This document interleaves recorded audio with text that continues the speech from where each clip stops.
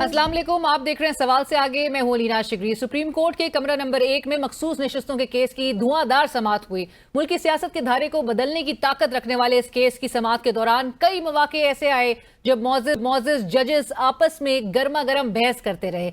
एक जगह पर तो ऐसा लगा चीफ जस्टिस काजी फैज ईसा और जस्टिस अतहर मिनल्लाह साहब के रिमार्क्स किसी ऐसे तसादुम को ही जन्म ना दे दें जो हमने माजी में ना देखा हो। चीफ जस्टिस साहब ने अदालती मावन मखदूम अली खान साहब से मुखातिब होकर बिलवास्ता तौर पर जस्टिस अतहर मिनल्लाह साहब को निशाना बनाते हुए बज़ाहिर रिमार्क्स दिए कि जब जमहूरियत आती है तो छुरियां निकाल कर आ जाते हैं, डिक में अटॉर्नी जनरल और वजीर बन जाते हैं। जिसके जवाब में जस्टिस अतहर मिनल्लाह साहब ने कहा कि मुल्क में आज आइन बरकरार नहीं है। हम जब भी कोई जमहूरियत आती है तो हम छुरियां निकाल के आ जाते हैं सामने, और जब भी कोई डिक्टेटर आता है तो फौरन उसके साथ हो जाते हैं, मिनिस्टर बन जाते हैं, अटॉर्नी जनरल बन जाते हैं। We talk about history, let's talk about complete history of Pakistan. With great respect, today the constitution is not being upheld. Justice Athar Minallah ने मखदूम अली खान साहब से मुकालमा करते हुए रिमार्क्स दिए कि कोई फरिश्ता नहीं है, माजी में गलतियां हुई, आंखें बंद ना करें। मुल्क में बुनियादी इंसानी हुकूक की खिलाफ वर्जी हो रही है। 8 फरवरी को इलेक्शन धांधली की अपील अभी तक पड़ी है। So important to secure the rights of the people. Everyone has made mistakes in the past. No one is an angel. Every human right violation that is happening today, most important petition that is pending in this court is regarding the alleged irregularities on 8th of February elections, and it's known to everyone. दौरान समाअत chief justice काजी फैज ईसा अपने 13 जनवरी वाले फैसले का दिफा करते रहे और मुतादिद बार कहते रहे कि तहरीक इंसाफ ने इंट्रा पार्टी इलेक्शन क्यों नहीं करवाए, फैसले के बाद ही करवा लेते। लगता है कि चीफ जस्टिस साहब जमीनी हकायक से वाकिफ नहीं है। तहरीक इंट्रा पार्टी इलेक्शंस करवाने की कोशिश की थी, मगर ये कोशिश बमुश्किल पेशावर तक ही महदूद रही थी। पहले दिन से मैं यही कह रहा हूँ कि क्यों नहीं क्यों उन्होंने ये किया, मुझे नहीं समझ आया। मेरे हिसाब से उनको अपनी पार्टी में रहना चाहिए था।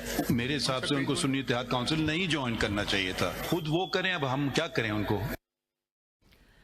नाज़रीन, बराह रास्त नशरियात के तवस्सुत से हमने ये भी देखा कि वकला किस तरह जजेस से गैर मुनासिब रवैया इख्तियार करते रहे। इलेक्शन कमीशन के वकील जनाब सिकंदर बशीर मोमन साहब, जो कि जस्टिस अतहर मिनल्लाह साहब के सवाल पहले सुनना ही उन्होंने गवारा नहीं किया, फिर जस्टिस आयशा मलिक साहिबा के सवालात पर चिड़चिड़ा भी गए और निहायत रूडली जस्टिस आयशा मलिक से भी बहस करने लगे, जिस पर साथी जजेस ने मदाखलत की और सिकंदर बशीर मोमन से तर्ज अमल की सख्त हौसला शिकनी की। जस्टिस आयशा मलिक ने भी रिमार्क्स दिए कि ये रवैया गैर मुनासिब है।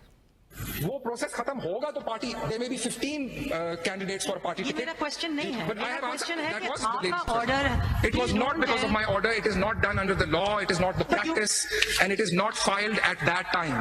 Is it because of the order? Then I'll take a position. No. I think that's a very unfair statement. And it's a very inappropriate way of responding also. Ladyship, I am Sorry, but that's not. Ladyship, I am being like. What's happening here?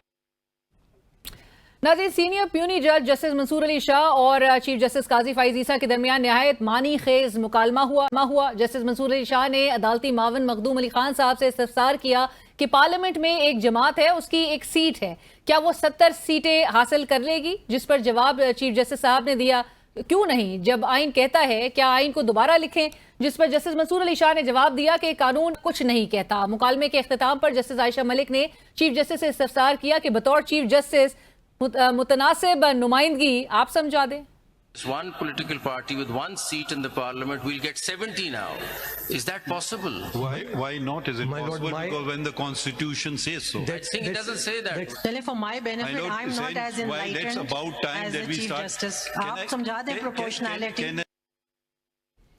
समाअत के दौरान justice Mansoor Ali Shah ने election commission के वकील सिकंदर बशीर मोमन से इस्तफसार किया कि election commission ने कैसे खुद से आजाद उम्मीदवार डिक्लेयर कर दिया, उनके पास पावर नहीं, हमने वोटर्स का तहफ्फुज करना है। How did the election commission come up and say you're independent and their right to vote? I mean, how was that right taken away and a person declared to be independent by ECP? समाअत के इख्तिताम पर सुन्नी इत्तेहाद council के वकील फैसल सिद्दीकी साहब और chief justice काजी फैज ईसा के दरमियान खुशगवार जुमलों का तबादला हुआ।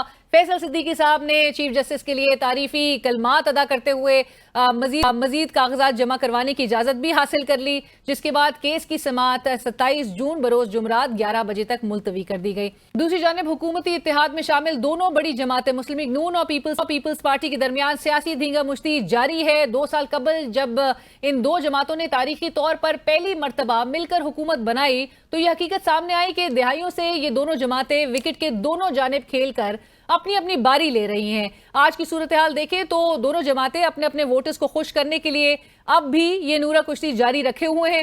بند کمروں میں ملتے ہیں تو ذاتی یا پارٹی کے مفاد کی بات کرتے ہیں، پوسٹنگ ٹرانسفرز کی باتیں ہوتی ہیں، مگر جیسے ہی عوام میں آتے ہیں تو روٹی، کپڑا اور مکان یاد آ جاتا ہے۔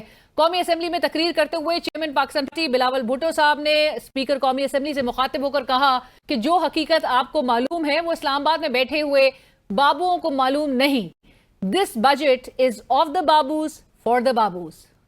گراؤنڈ ریالٹیز آپ کو معلوم ہے، کسی اسلام آباد میں بیٹھا ہوا بابو کو معلوم نہیں ہے، اور جب تک پولیٹیکل انپٹ نہیں ہوگا تو پھر یہ بجٹ جو ہے وہ it will be a budget by the babus for the babus and of the babus۔ یہ ممکن ہی نہیں ہے کہ کوئی سیاستدان یہ فیصلہ کرے کہ ہم دودھ پہ 18% ٹیکس لگائے، یہ کسی بابو کا تجویز ہوگا جو واضح رہے آسفا بھٹو صاحبہ نے بھی قومی اسمبلی اجلاس میں کچھ ایسی ہی تقریر کی تھی، مگر ان لفظی گولہ باری کے بعد پیپلز پارٹی بجٹ پاس کروانے کے لیے حامی بھر چکی ہے۔